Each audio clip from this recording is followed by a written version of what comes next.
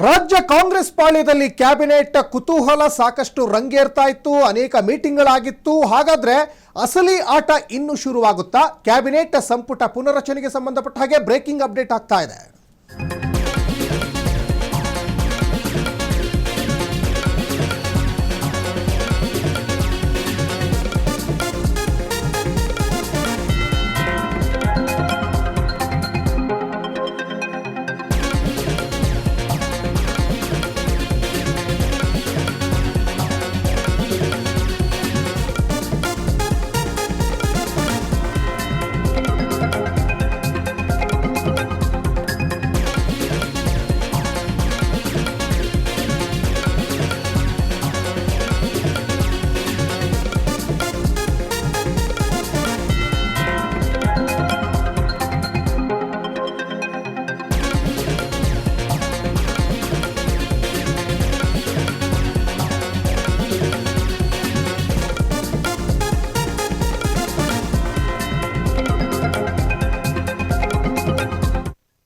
ರಾಜ್ಯ ಕಾಂಗ್ರೆಸ್ ಪಾಳ್ಯದಲ್ಲಿ ಕ್ಯಾಬಿನೆಟ್ ಹಗ್ಗ ಜಗ್ಗಾಟ ಮುಂದುವರಿತಾ ಇದೆ. ಹೈಕಮಾಂಡ್ ಏನೋ ಲಿಸ್ಟ್ ಬಿಟ್ಟಿದೆ, ಆದರೆ ರಾಜ್ಯ ಕಾಂಗ್ರೆಸ್ ನಾಯಕರು ಈಗ ಒಂಥರ ವಿಲವಿಲ ಅಂತ ಒದ್ದಾಡ್ತಾ ಇದ್ದಾರೆ.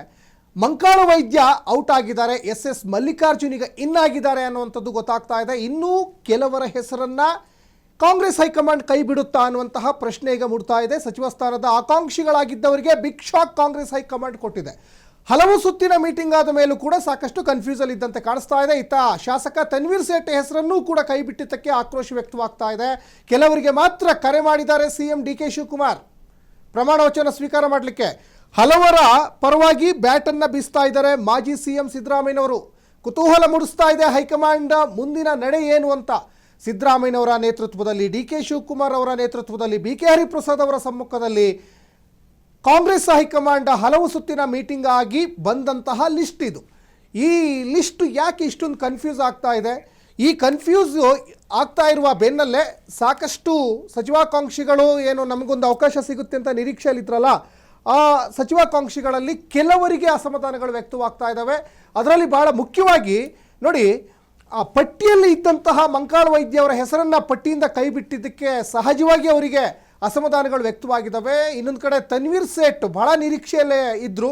ತನ್ವೀರ್ ಸೇಠ್ ನನಗೆ ಈ ಬಾರಿ ಒಂದು ಅವಕಾಶ ಸಿಗ್ಬೋದು ಅಂತ ಅವರು ಸಾಕಷ್ಟು ಬೇಸರವನ್ನು ವ್ಯಕ್ತಪಡಿಸಿದ್ದಾರೆ. ಅವರ ಬೆಂಬಲಿಗನೊಬ್ಬ ವಿಷ ಕುಡಿದ್ಬಿಟ್ಟು ಅವ್ರನ್ನೀಗ ಆಸ್ಪತ್ರೆಗೆ ಸೇರಿಸಬೇಕಾದಂತಹ ಪರಿಸ್ಥಿತಿ ಎದುರಾಗ್ತಾ ಇದೆ. ಮತ್ತು ಎಲ್ಲದಕ್ಕಿಂತ ಬಹಳ ಅಚ್ಚರಿ ಅಂದರೆ ಗಾಯತ್ರಿ ಶಾಂತೇಗೌಡರು ಈ ಬಾರಿ ಸಂಪುಟಕ್ಕೆ ಸೇರ್ಪಡೆ ಆಗ್ತಾರೆ ಅಂತ ಸಹಜವಾಗಿ ಯಾರು ಕೂಡ ಊಹೆ ಮಾಡ್ಕೊಂಡಿರಲಿಲ್ಲ. ಅವರು ಮೊದಲ ಬಾರಿಗೆ ಗೆದ್ದು MLC ಆದಂಥವರು, MLC ಆದಂತಹ ಗಾಯತ್ರಿ ಶಾಂತೇಗೌಡರು ಇಮಿಡಿಯೇಟ್ ಆಗಿ ಅವರು ಸಚಿವ ಸ್ಥಾನ ಸಿಗುತ್ತೆ ಅಂತ ಯಾರು ಕೂಡ ನಿರೀಕ್ಷೆ ಮಾಡಿರಲಿಲ್ಲ. ಅವ್ರನ್ನ ಹೈಕಮಾಂಡ್ ಗುರುತಿಸಿತ್ತು, ಈ ಪಟ್ಟಿಯಲ್ಲಿ ಅವ್ರ ಹೆಸರಿದೆ. ಆದರೆ ಇಲ್ಲಿರುವಂತಹ ಅಸಲಿ ಕಹಾನಿ ಏನು ಅಂದರೆ, ಅವರ ಹೆಸರನ್ನು ಕೈಬಿಟ್ಟು ಉಮಾಶ್ರೀಗೆ ಸಚಿವ ಸ್ಥಾನ ಕೊಡಬೇಕು ಅಂತ ಮಾಜಿ ಮುಖ್ಯಮಂತ್ರಿಗಳಾಗಿರುವಂತಹ ಸಿದ್ದರಾಮಯ್ಯನವರು ಈಗ ಸಾಕಷ್ಟು ಪೈಪೋಟಿಯನ್ನು ಮಾಡ್ತಾ ಇದ್ದಾರೆ. ಅದೇ ರೀತಿಯಲ್ಲಿ ಮಂಕಾಳು ವೈದ್ಯ ಅವರ ಹೆಸರು ಲಿಸ್ಟಲ್ಲಿತ್ತು, ಅವ್ರ ಹೆಸರನ್ನು ಕೈಬಿಟ್ಟು ಎಸ್ ಮಲ್ಲಿಕಾರ್ಜುನ್ ಹೆಸರು ಈಗ ಸೇರ್ಪಡೆಯಾಗಿದೆ. ಸಾಕಷ್ಟು ಈ ಲಿಸ್ಟು ಗೊಂದಲ ಆಗಿದೆ, ಕುತೂಹಲಕ್ಕೆ ಕಾರಣ ಆಗ್ತಾ ಇದೆ. ಬಂಡಾಯ ಎದ್ದಿದ್ದಾರೆ ಸಾಕಷ್ಟು ಜನ. ಈ ಅಸಲಿ ಆಟ ಇನ್ನು ಮುಂದೆ ಶುರುವಾಗುವ ಎಲ್ಲ ಲಕ್ಷಣಗಳು ಕೂಡ ಆಲ್ರೆಡಿ ಈಗ ಗೋಚರವಾಗಿದ್ದಾವೆ. ಯಾಕಂದರೆ ಈ ಒಂದು ಕ್ಯಾಬಿನೆಟ್ ಮೀಟಿಂಗ್ ಕಸರತ್ತು ಕಳೆದ 1.5 ತಿಂಗಳಿನಿಂದ ಹಗ್ಗ ಜಗ್ಗಾಟ ನಡೀತಾ ಇತ್ತು. 1-2 ದಿನಗಳ ಕಾಲ ಅಲ್ಲ, 1.5 ತಿಂಗಳಿನಿಂದ ನಡೀತಾ ಇದ್ದಂತಹ ಈ ಹಗ್ಗ ಜಗ್ಗಾಟಕ್ಕೆ ಕೊನೆಗೂ ಫೈನಲ್ ಫುಲ್ ಸ್ಟಾಪ್ ಇಡಲಿಕ್ಕೆ ಹೈಕಮಾಂಡಿಗೆ ಆಗಿಲ್ವಾ, ಅಥವಾ ಫಜೀತಿಗೆ ಏನಾದರೂ ಒಳಗಾದ್ರ? ಆಲ್ರೆಡಿ ಸಾಕಷ್ಟು ಜನ ನಿರೀಕ್ಷೆಯಲ್ಲಿದ್ದಂಥವರು ಈಗ ಅಸಮಾಧಾನಗಳನ್ನು ಹೊರಗಡೆ ಹಾಕ್ತಾ ಇದ್ದಾರೆ. ಸಿಎಂ ಡಿ.ಕೆ. ಶಿವಕುಮಾರ್ ಅವರನ್ನು ಈಗ ಭೇಟಿ ಆಗಲಿಕ್ಕೂ ಮುಂದಾಗಿದ್ದಾರೆ. ಮಾಜಿ ಸಿಎಂ ಸಿದ್ದರಾಮಯ್ಯನವ್ರನ್ನ ಭೇಟಿ ಆಗಲಿಕ್ಕೆ ಮುಂದಾಗಿದ್ದಾರೆ. ಸಾಕಷ್ಟು ನಿರೀಕ್ಷೆಯಲ್ಲಿದ್ದವರು ಈಗ ನಿರಾಸೆಗೆ, ಮತ್ತು ಕೆಲವರಿಗಂತೂ ಅವಕಾಶ ಸಿಕ್ಕಿದ್ದಕ್ಕೆ ಸಾಕಷ್ಟು ಸಂಭ್ರಮ ಕೂಡ ಈಗ ವ್ಯಕ್ತಪಡ್ತಾ ಇದ್ದಾರೆ. ಒಟ್ಟಿನಲ್ಲಿ ಹೈಕಮಾಂಡ್ನಿಂದ ಪಟ್ಟಿ ಬಂದರೂ ಇನ್ನೂ ಸಸ್ಪೆನ್ಸ್ ಆಗಿದೆ.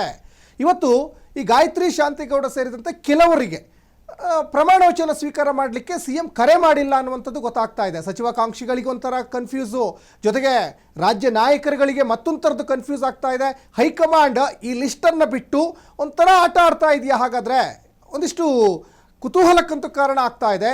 ಈ ಫಜೀತಿಗೆ ಈಗ ಕಾಂಗ್ರೆಸ್ ವರಿಷ್ಠರು ಸಿಕ್ಕಾಕೊಂಡಂಗೆ ಕಾಣಿಸ್ತಾ ಇದೆ. ಯಾಕಂದರೆ ಇರುವ 20 ಸ್ಥಾನಕ್ಕೆ 70ಕ್ಕಿಂತ ಹೆಚ್ಚು ಜನ ನಿರೀಕ್ಷೆಯಲ್ಲಿದ್ದರೆ ಯಾರಿಗೆ ಕೊಡಬೇಕು, ಯಾರಿಗೆ ಬಿಡಬೇಕು? ಹಾಗಾಗಿ ನೋಡಿ, ಅನೇಕ ಸುತ್ತಿನ ಸಭೆಗಳಾಗಿದ್ದಾವೆ, ಅನೇಕ ಸುತ್ತಿನ ಚರ್ಚೆಗಳಾಗಿದ್ದಾವೆ. ಒಂದು 20 ಜನರ ಲಿಸ್ಟನ್ನು ನೀವು ಮಾಡಿಬಿಟ್ಟು ಒಬ್ಬ ಸಚಿವಾಕಾಂಕ್ಷಿ ನೀವು ಸಚಿವರು ಅಂತ ಹೇಳಿಬಿಟ್ಟು ಅವರು ಮೆನ್ಷನ್ ಮಾಡಿ ಮಂಕಾಳ ವೈದ್ಯವ್ರನ್ನ ಸೇರಿಸಿ ಆಮೇಲೆ ಆ ಲಿಸ್ಟಿಂದ ನೀವು ತೆಗಿತೀರಂದರೆ ಅದು ಅವರಿಗೆ ಮಾಡಿರುವಂಥ ಒಂದು ಅವಮಾನ, ಜೊತೆಗೆ ಸಹಜವಾಗಿ ಅವರಿಗೆ ಅಸಮಾಧಾನಗಳು ಕೂಡ ಈಗ ವ್ಯಕ್ತವಾಗ್ತಾ ಇದ್ದಾವೆ. ಈಗ ಆ ಸಾಲಿಗೆ ಅವರ ಬದಲಿಗೆ ಎಸ್ ಮಲ್ಲಿಕಾರ್ಜುನ್ ಈಗ ಇನ್ನಾಗಿದ್ದಾರೆ ಅನ್ನುವಂಥದ್ದು ಸ್ಪಷ್ಟವಾಗಿ ಗೊತ್ತಾಗ್ತಾ ಇದೆ. ನೋಡಿ, ಆ ಲಿಸ್ಟ್ ಕೂಡ ನೀವು ಗಮನಿಸ್ತಾ ಇದ್ದೀರಾ. ಸಾಕಷ್ಟು ಜನರ ಹೆಸರು, ಕೆಲವರ ಹೆಸರುಗಳು ನಿರೀಕ್ಷೆ ಇತ್ತು, ಆ ನಿರೀಕ್ಷೆಗೆ ತಕ್ಕ ಹಾಗೆಯೇ ಲಿಸ್ಟ್ ಬಂದಿದೆ. ಇನ್ನು ಕೆಲವರು ಒಂದು ಊಹೆ ಮಾಡ್ಕೊಂಡಿದ್ರು, ನಮಗೊಂದು ಅವಕಾಶ ಸಿಗ್ಬೋದು ಅಂತ ಊಹೆ ಮಾಡ್ಕೊಂಡಿದ್ರು. ಆ ಊಹೆ ಈಗ ಎಲ್ಲ ತಲೆ ಕೆಳಗಾಗಿದೆ ಅನ್ನುವಂಥದ್ದು ಸ್ಪಷ್ಟವಾಗಿ ಗೊತ್ತಾಗ್ತಾ ಇದೆ. ನೋಡಿ, ಲಕ್ಷ್ಮಣ್ ಸವದಿ ನಿರೀಕ್ಷೆ ಇತ್ತು. ಲಕ್ಷ್ಮಣ್ ಸವದಿ ಲಿಂಗಾಯತ ಸಮುದಾಯದವರು, ಜೊತೆಗೆ ಬೆಳಗಾವಿ ಭಾಗದ ಪ್ರಭಾವಿ ನಾಯಕ, BJPಯಿಂದ ಬಂದಿದ್ದರು, ಅವರಿಗೆ ಮಾತು ಕೊಟ್ಟು ಕರ್ಕೊಂಡು ಬಂದಿದ್ದರು. ಹಾಗಾಗಿ ಅವರಿಗೊಂದು ಸಚಿವ ಸ್ಥಾನ ಸಿಕ್ಕಿದೆ. ಅಥಣಿ ಕ್ಷೇತ್ರದವರು, ಅಲ್ಲಿ ಲಕ್ಷ್ಮೀ ಹೆಬ್ಬಾಳ್ಕರ್ ಮತ್ತು ಲಕ್ಷ್ಮಣ್ ಸವದಿ ನಡುವೆ ಒಂದಿಷ್ಟು ಪೈಪೋಟಿ ನಡೀತಾ ಇತ್ತು. ಕೊನೆಗೂ ಅಲ್ಲಿ ಲಕ್ಷ್ಮಣ್ ಸವದಿ ಅವರ ಕೈ ಮೇಲಾಗಿದೆ ಅನ್ನೋದು ಗೊತ್ತಾಗ್ತಾ ಇದೆ. ಮತ್ತೊಬ್ಬ ಪಂಚಮಸಾಲಿ ಸಮುದಾಯಕ್ಕೆ ಸೇರಿದಂಥ ವಿಜಯಾನಂದ ಕಾಶ್ಯಪ್ನವ್ರ ಹೆಸರು ಕೂಡ ಪ್ರಬಲವಾಗಿ ಕೇಳಿ ಬರ್ತಾ ಇತ್ತು. ಅವ್ರ ಬೆಂಬಲಿಗರು ಸಾಕಷ್ಟು ಹೋರಾಟ ಮಾಡ್ತಾ ಇದ್ರು ಅವಕಾಶ ಕೊಡಬೇಕು ಅಂತ. ವಿಜಯಾನಂದ ಕಾಶ್ಯಪ್ನವರಿಗೂ ಕೂಡ ಹುನಗುಂದ ಕ್ಷೇತ್ರದ ಶಾಸಕ, ಅವರಿಗೂ ಅವಕಾಶ ಸಿಕ್ಕಿದೆ. ಮತ್ತು DK ಶಿವಕುಮಾರ್ CM ಆಗಲೇಬೇಕು ಅಂತ ಗಂಟಘೋಷವಾಗಿ ಮಾಗಡಿ ಶಾಸಕ 3 ಬಾರಿ ಗೆದ್ದಿರುವಂತಹ HC ಬಾಲಕೃಷ್ಣ ಒಕ್ಕಲಿಗ ಸಮುದಾಯದವರು, ಅವರಿಗೂ ಈಗ DK ಸಂಪುಟಕ್ಕೆ ಸೇರ್ಪಡೆ ಆಗಲಿಕ್ಕೆ ಅವಕಾಶ ಸಿಕ್ಕಿದೆ. ಇನ್ನೊಬ್ಬ ಒಕ್ಕಲಿಗ ನಾಗಮಂಗಲ ಕ್ಷೇತ್ರದ ಶಾಸಕ ಚೆಲುವರಾಯ ಸ್ವಾಮಿ, ಅವರು ಕೂಡ ಒಕ್ಕಲಿಗರೇ, ಅವರಿಗೂ ಕೂಡ ಅವಕಾಶ ಸಿಕ್ಕಿದೆ.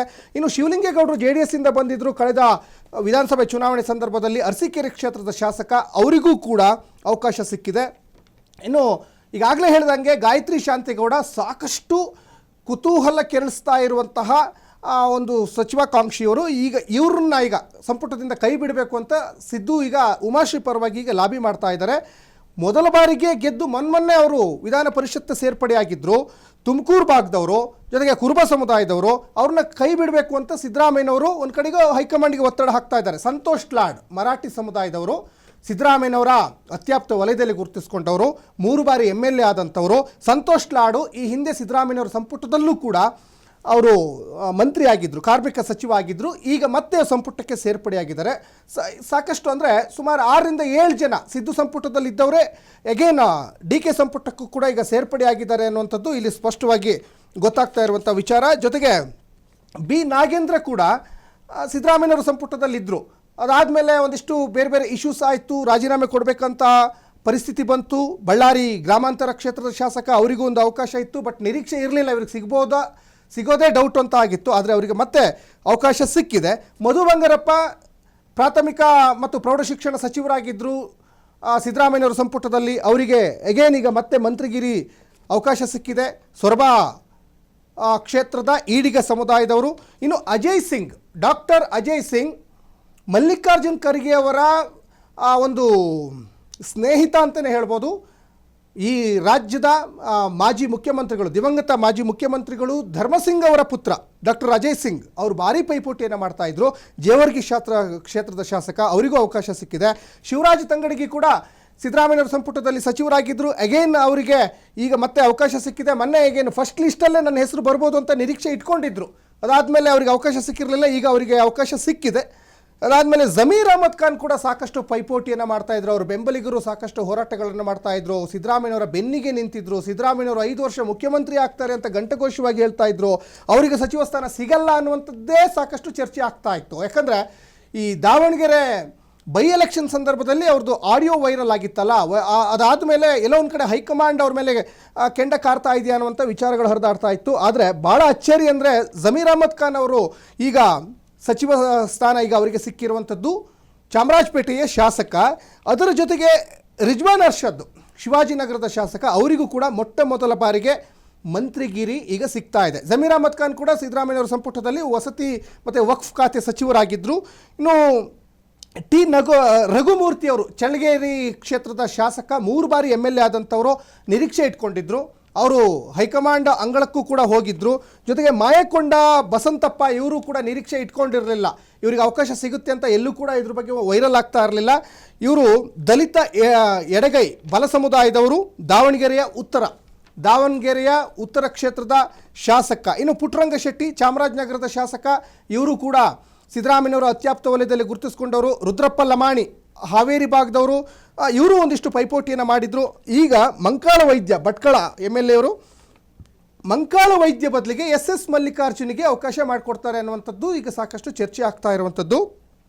ಇನ್ನು P ನರೇಂದ್ರ ಸ್ವಾಮಿ ಮಳವಳ್ಳಿಯ ಶಾಸಕ, ಇವರಿಗೂ ಒಂದು ಅವಕಾಶ ಈಗ ಸಿಕ್ಕಿದೆ DK ಸಂಪುಟಕ್ಕೆ ಸೇರ್ಪಡೆ ಆಗಲಿಕ್ಕೆ. ಯಾಕಂದರೆ ಆಲ್ರೆಡಿ ಇವಾಗ ಇದೇ ಹಳೆ ಮೈಸೂರು ಭಾಗದಲ್ಲಿ ಚೆಲುವರಾಯ ಸ್ವಾಮಿ ಇರ್ಬೋದು, ಅಥವಾ ಮಾಗಡಿಯ ಬಾಲಕೃಷ್ಣ ಇರ್ಬೋದು, P ನರೇಂದ್ರ ಸ್ವಾಮಿ ಇರ್ಬೋದು, ಇವರೆಲ್ಲರಿಗೂ ಕೂಡ ಒಂದು ಅವಕಾಶ ಸಿಕ್ಕಿರೋದು ಸಾಕಷ್ಟು ಅಚ್ಚರಿಯನ್ನು ಮೂಡಿಸ್ತಾ ಇದೆ.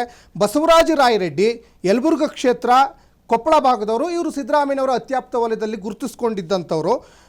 ಸ್ಪೀಕರ್ ಸ್ಥಾನಕ್ಕೆ ಯಾರು ಅನ್ನುವಂಥದ್ದು ಸಾಕಷ್ಟು ಚರ್ಚೆ ಆಗ್ತಾ ಇತ್ತು. ಇನ್ನು ಗದಗ ಜಿಲ್ಲೆ ರೋಣ ಕ್ಷೇತ್ರದ ಶಾಸಕ GS ಪಾಟೀಲ್ಗೆ ಈಗ ಸ್ಪೀಕರ್ ಸ್ಥಾನ ಸಿಕ್ಕಿದೆ.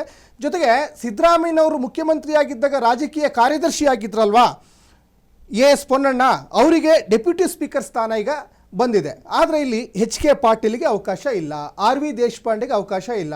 ಹಿರಿಯರನ್ನು ನಾವು ಪರಿಗಣನೆಗೆ ತೆಗೆದುಕೊಳ್ಬೇಕು ಅಂತ ಮಲ್ಲಿಕಾರ್ಜುನ್ ಖರ್ಗೆ ಅವರು ಘಂಟಾಘೋಷವಾಗಿ ಹೇಳಿದರು. ಇಲ್ಲಿ ಈ ಕಡೆ ಹಿರಿಯರು ಅಲ್ಲ ಕಿರಿಯರು ಅಲ್ಲ, ಆ ರೀತಿಯಾದಂಥ ಒಂದು ಲಿಸ್ಟು, ಈ ಕಡೆ ತೀರಾ ಹೊಸಬ್ರು ಅಲ್ಲ ತೀರಾ ಹಳಬ್ರು ಅಲ್ಲ, ಹೊಸಬ್ರು ಮತ್ತು ಹಳಬ್ರ ಒಂದು ಸಮ್ಮಿಶ್ರಣ ಇಲ್ಲಿ ಖಂಡಿತವಾಗ್ಲೂ ಕೂಡ ಆಗಿದೆ.